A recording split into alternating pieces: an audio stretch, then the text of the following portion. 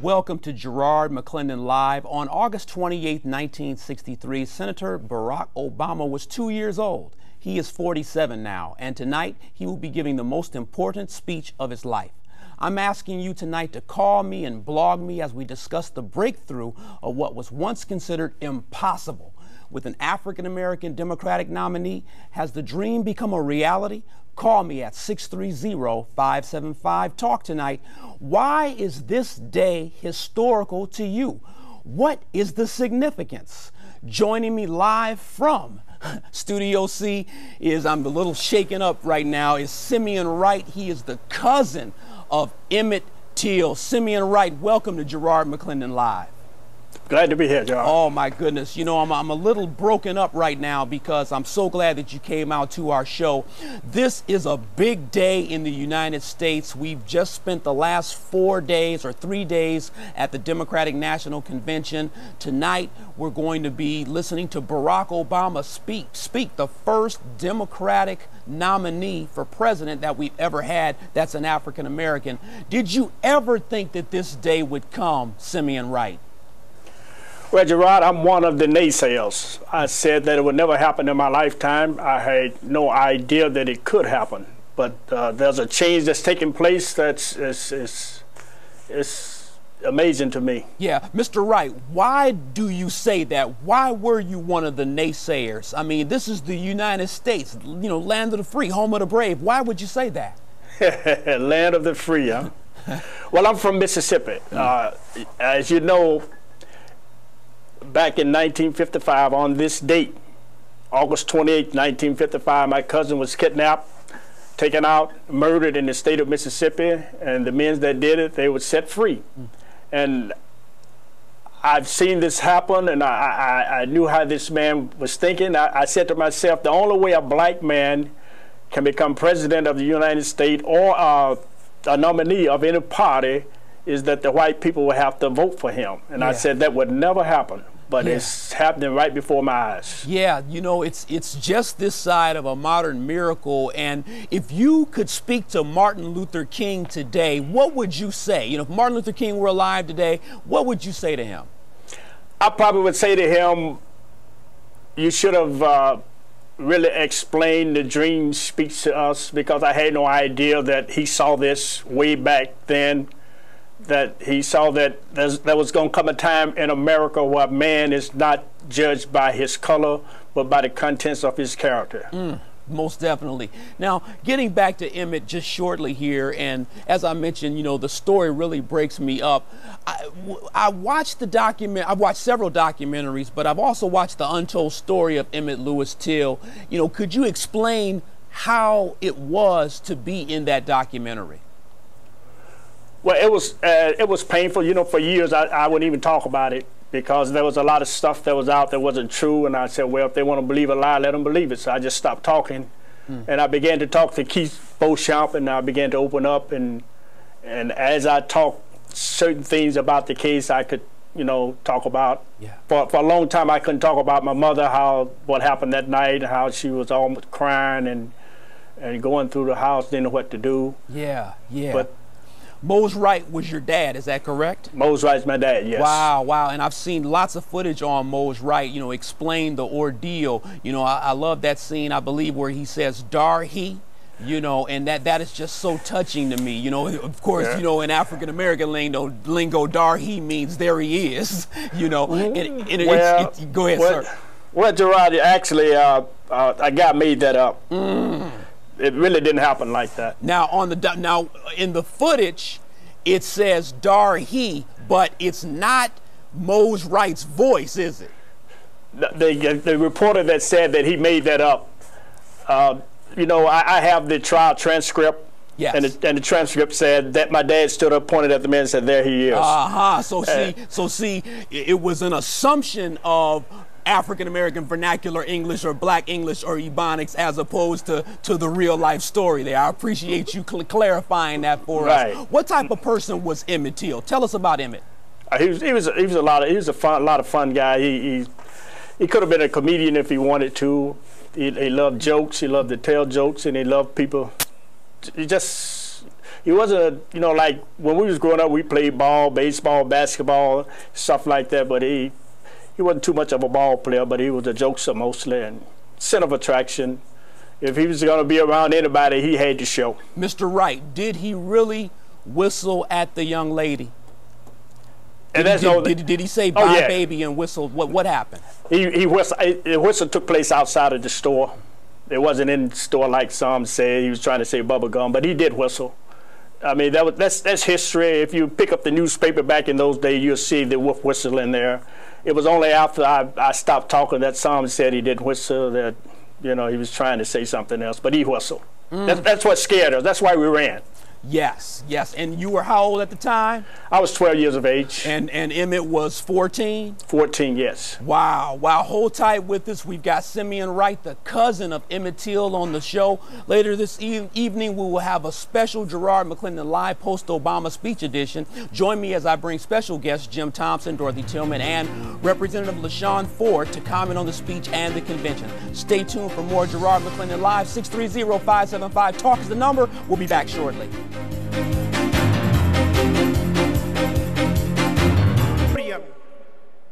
I cannot help thinking how proud my father would be. Proud of Barack Obama. Proud of the party that nominated him. And proud of the America that will elect him. That was earlier this evening at Invesco Field, the stadium the DNC has moved to for Barack Obama's acceptance speech. Joining me is Emmett Till's cousin, Simeon Wright. Thank you for staying with us for another segment. Mr. Wright, let me ask you this. What are you thinking tonight on this historical night? You know, do you plan on watching the speech, and what are you expecting out of Barack Obama?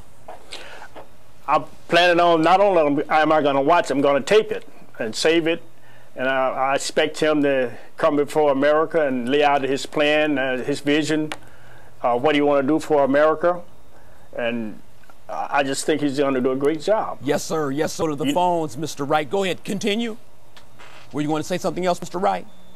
What was that now? I'm going to go to the phones right now. I'm going to Angelique. How are you? Thank you for calling Gerard McClendon Live. You're here live with Simeon Wright, Emmett Till's cousin, and myself. Good evening. How are you? Excellent. Okay, well, basically what I wanted to say is I'm a social worker and graduate student, and for years I've worked with at-risk youth. And so often we're always telling them that anything is possible and sky's the limit. And we're finally being able to see this. This is an extremely historic evening, and I'm just excited to be witnessing this tonight. Why is it historic to you, Angelique? What does it really mean to you? It really means to me that though we still live in a world where there's so much racism and discrimination and disparities and things like that, it shows me that anything is still possible. That even if, no matter what background you come from, no matter whatever you've been through, that you know, if you can dream it, you can achieve it. And Obama is a living reality for that. And I'm just, you know, so often in schools we read about history, and it's so amazing, and I'm just humbled that I'm able to now be a part of history and witness this for myself. Yeah, Angelique, thank you so much for that phone call. That's great. We appreciate you for calling Gerard McClendon Live. You know, Mr. Wright, Emmett Till's death, I do not believe happened in vain. There are young people that know that story. I'm talking about people, you know, in their teenage years and even younger that understand the story of Emmett Till. You know, it was that something that you felt should be in textbooks and should be on television, PBS, etc.? I think it should be in textbooks, the Emmett Till case, or the point about racism. That should be in textbook. It should be taught to our children what it is, what racism is. You know, we're teaching everything else. Yeah. So if we can get our kids in school learning that racism is evil and where it comes from, I think we could, before I leave this world, eradicate it. Yes, I agree with you, sir. And many times people use the term and they don't really understand it. It's not just a matter of a person saying, I don't like you because you're black, you're white, Asian, or Hispanic. Racism means blending prejudice with power. And so when we realize that, we have a greater understanding of racism. I'm going to Will. Will, thank you for calling Gerard McClendon Live. What is your comment? Will, you're on the air. What is your comment? Hello? Karen. You're on Gerard McClendon Live. What is your comment? Yes, you're on Gerard McClendon Live. What is your comment? I was calling. I'm a student at Roosevelt University, and I'm majoring in early childhood. And I want to really work with really small children. And I really think this is a historic moment because I want to work with black children. And black children all over will be able to see that Obama is a positive force and that he had a dream as a young child to do something positive in his life and to go on to be the President of the United States. And it's possible, and that a black man could do it. And I'm just really proud to be able to say that I'm able to see this moment in my lifetime, because when I was growing up, even though we said that when we grew up we wanted to be the first black president, we can actually see that now. Yeah, that's a great phone call. Thank you so much for calling. You know, Simeon Wright, she brings up a good point. We've got a college student here. She's majoring in early childhood education. You know, she can manifest the dream, and she's seeing it as well. You know, when it comes to Barack Obama, do you think that he's electable, Mr. Wright? Can he become president of the United States? Oh, sure. At first, when he first started, I said, no way, impossible. But when he won the caucus a vote in Iowa, I said, my goodness. I said, the white folks are voting for him. I said, he can do this thing. Yeah. So sure, he can become president. I believe he's going to be our next president. Yes, I think you're right. And, you know, it really makes the phrase, you know, content of someone's character. You know, Martin Luther King said it best. That's the statement that we have to really focus in on, because it's so easy to make an excuse. It's so easy to say, because I'm black, or because I'm a woman, or because I'm grown up in a poor neighborhood, I'm never going to achieve. But there comes a time when we have to believe and have faith. I'm going to William. William, thank you for calling Gerard McClendon Live. What is your comment? Hey, good evening. How you doing? Excellent. I think that Mr. Obama should be the next president, not only being for his charisma, but his views on foreign policy, particularly getting our troops out of Iraq as soon as possible, and the Medicare benefits. The economy is suffering. Maybe with Mr. Obama's help, we can overcome these deficits. So that's why I believe that Mr. Obama should be the next president elected to the United States. Wow, thanks for the call. Appreciate that. Now, you know, Mr. Wright, when you said that you could never see a day like this occurring, and you can see this day occurring now. The thing, after break, I want to talk to you about the changes that you've seen over the last 30, 40, 50 years, you know, and still to come, 45 years after Martin Luther King's monumental speech. Your thoughts on Barack Obama's big day? Call me at 630-575-TALK. The job of the next president is to rebuild the American dream and to restore American leadership in the world.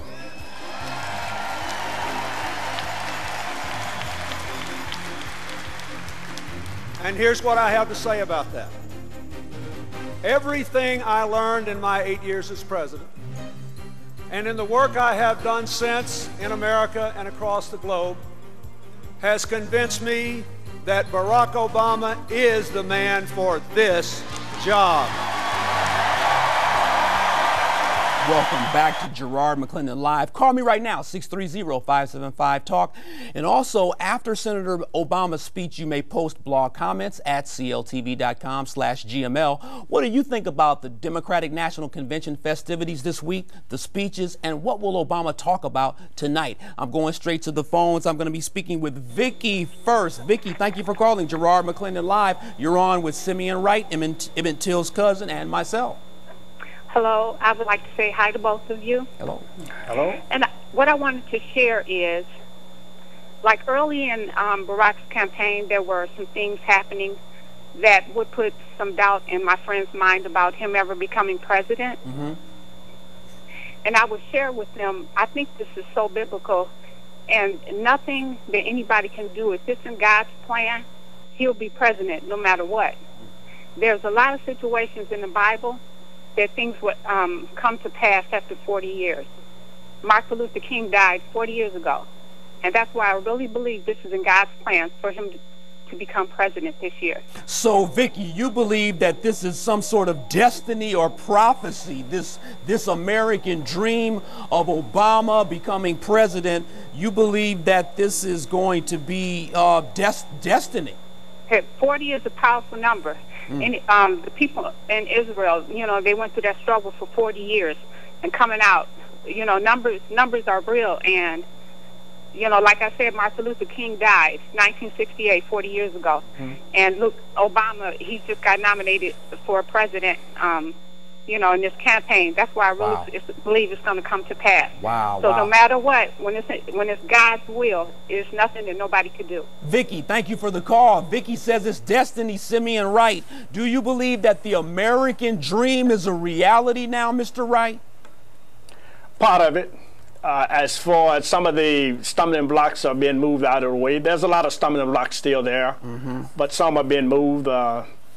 For Senator Obama to be nominated for the presidency of the Democratic Party, that stumbling block has been removed. Yes, but there's a lot of other stuff out there that's got to go. You know what? That makes me, I'm cheering up now. That makes me feel better that Simeon Wright sees some optimism, because I'm telling you, before this show started, having you on, I was happy to have you on, but at the same time, a little depressed, and you're making me feel much better. I'm going to Harold. Harold, thank you for calling Gerard McClendon Live. What's your comment? Hi. Hello. Hi, this is Harold. I'm just calling to say hello to the cousin of Emmett Till, and let him know that I was a little boy down south in Arkansas at the time that this happened. And I was about the same age as Emmett was, and it really made me very angry at that time. But over time, I've changed, and I've learned that everybody of a white skin is not a racist. And we can see that by this election. And this election is something that I thought would possibly happen sometime, but I never thought it would happen in my lifetime. But I'm just so glad to see it, and so glad to see a young man of color with a television show where we can express our ideas and our perspective of life in America. Harold, I appreciate that. Thank you so much for calling Gerard McClendon Live. You know, Mr. Wright, he brings up a good point. He says that he's around the same age as you are, and he's seeing that, yes, we've come a long way, but we've got a long way to go. What stumbling blocks do you see still in the way, Mr. Wright? One of the stumbling blocks it will be jobs. I mean, you can, as a black man, you can go to school and become an electrician or a pipe fitter or something like that, but that doesn't mean you're going to get a job in that field. Because from experience, since I'm a former pipe fitter, if the unions don't allow you in, they're not going to give you the job. Right. So we got to have the job. We got to have an economic base in order to really become a viable force in America. Absolutely. I've got Simeon Wright with me. He's the cousin of Emmett Till. Thank you so much for being on Gerard McClendon Live. Please stay with us. Welcome back to Gerard McClendon Live. Hey, hit my blog tonight, www.cltv.com/GML. We're talking about Barack Obama being the nominee, and we're going to talk about Barack Obama's speech. So make sure that you make comments on my blog, cltv.com/GML. Simeon Wright, I'm going back to the phones as we close. Linda, thank you for calling Gerard McClendon Live. What's your comment? Hi, I just want to say I just thank God first for Barack Obama. I think he's a wonderful man. I pray for him and his family. Gerard, you're doing a wonderful job, and I pray for you and your family. I pray for Emmett Till's family, and I think this is just a historical moment. I tell you, what can I say? But God bless all of us. This is not just for black people. This is for everyone. That's right. This is for everybody. That's right, Linda. Thank you so much for that phone call. You know what? That was a profound statement she made, Mr. Wright, because when people think of the civil rights movement, they automatically think of black people. But it wasn't black people's civil rights, even though we were at the forefront. It's civil rights, which means rights for everyone. Do you see that in 2008, Mr. Wright, are we closer to having civil rights? Compared to 1955? Yes, sir. Oh, my goodness. We're so far ahead. We have come from so far away that we are much closer, because, you know, back in 1955, a state could take their citizens and do anything they wanted with them.